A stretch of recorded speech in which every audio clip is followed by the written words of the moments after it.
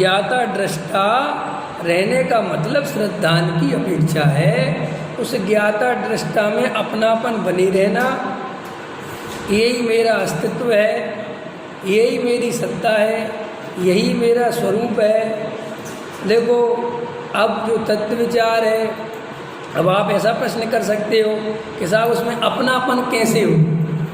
दूसरा प्रश्न कैसे खड़ा करा करो तो साहब आपने तो कह दिया, लेकिन उसमें अपनापन कैसे हो। तो वही विधि है जो मैं रोज़ बोलता हूँ कि शांति से बैठ के एकांत में विचार करो।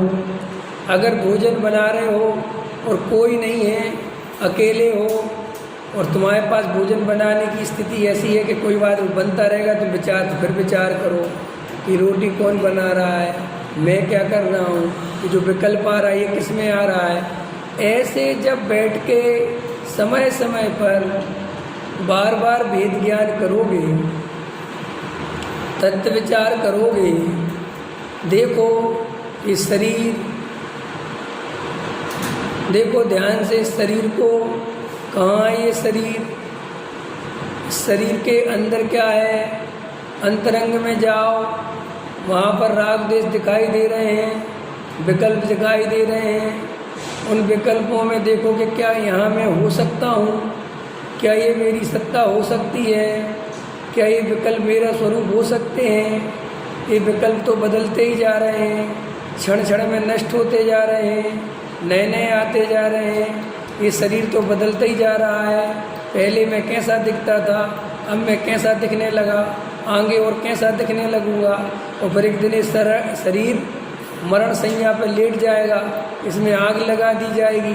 तो क्या वो आग मेरे को लग पाएगी, क्या वो मेरी सत्ता को छू पाएगी।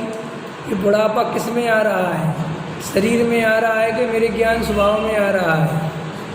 देखो इन बातों को बार बार देखो देखो देखो, विचार करो, मैं कौन हूँ, मैं हूँ कौन। ये शरीर, संयोग, व्यापार, करना धरना, ये मैं हूँ क्या, ये सदाकाल बना रहेगा क्या। अपने माँ बाप को देखो और आस पड़ोस के बूढ़े बुजुर्गों को देखो, वे भी कभी कर्ता के अहंकार से फूले थे, वे भी अपने को पता नहीं क्या क्या मान के चलते थे, आज बुढ़ापे में एक जगह पड़े रहते हैं। ऐसा सब विचार करते हुए इस देह में अपनापन तोड़ो। इस देह में अपनापन तोड़ने के बाद ये जो परिणामों में अपनापन है, उस परिणामों से अपनापन तोड़ो। ये परिणाम मेरे नहीं हैं, ये बदलते रहते हैं, ये आते जाते रहते हैं, ये भी मेरा स्वरूप नहीं है। अब इन परिणामों को भी जानने वाला, परिणाम बदलते गए लेकिन जानने वाला नहीं बदला। शरीर बदल गया लेकिन जानने वाला नहीं बदला। आत्मा सर्वज्ञ शक्ति को लिए बैठा हुआ है। मैं सर्वज्ञ स्वभावी हूँ कि सर्वज्ञ स्वभावी की सत्ता सिद्ध करो कि कैसे तुम सर्वज्ञ हो। कि देखो मुझे बचपन की सारी बातें याद हैं, तो इस शरीर को तो याद रहता नहीं, राग देश को तो याद रहता नहीं। तो वो पावर किस में है जो पुराने बचपन की सारी झलकियों को केवल ज्ञान की भांति देख रहा है। देख रहे कि नहीं देख रहे बससेन जी? बससेन जी बताओ, जैसे सर्वज्ञ भगवान भाव देखते ना, पूरब के भाव भविष्य, ऐसे तुम देख सकते हो कि नहीं? अभी देख सकते हो कि नहीं? अभी बचपन में मैंने ऐसी चोट मारी थी कंचे की, और वो कंचा वहाँ पड़ा हुआ था और बिल्कुल वहीं चोट लगी थी, और वो बच्चा मेरे साथ खेल रहा था और मैंने वो कपड़े पहने थे। वे तुम्हें सब दिखता है कि नहीं दिखता? तो तुम सर्वज्ञ के कुल के हुए कि नहीं हुए? तुम जड़ के कुल के कैसे हो सकते हो? अरे मिनी सर्वज्ञ तो हैं ही हम। और अब तो वैज्ञानिकों ने इतनी तरक्की कर ली बससेन जी, तुम्हारी फोटो लेंगे और तुम भविष्य में कैसे लगोगे। वे भाई साहब 2 मिनट बना के रख देते, कमाल कर रखा है।